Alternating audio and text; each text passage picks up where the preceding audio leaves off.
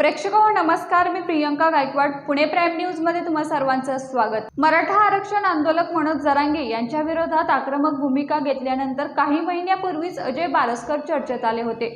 बारसकर आषाढी वारीनिमित्त 17 जुलैला पंढरपुरात विठ्ठल रुक्मिणीच्या दर्शनासाठी गेले होते.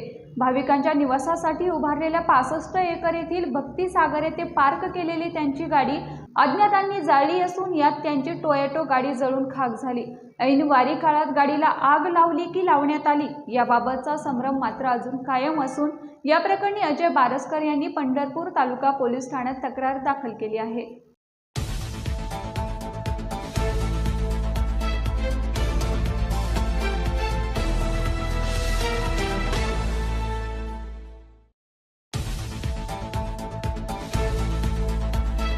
या बातमीसह इथेच थांबतोय, मात्र तुम्ही पाहत राहा पुणे प्राईम न्यूज.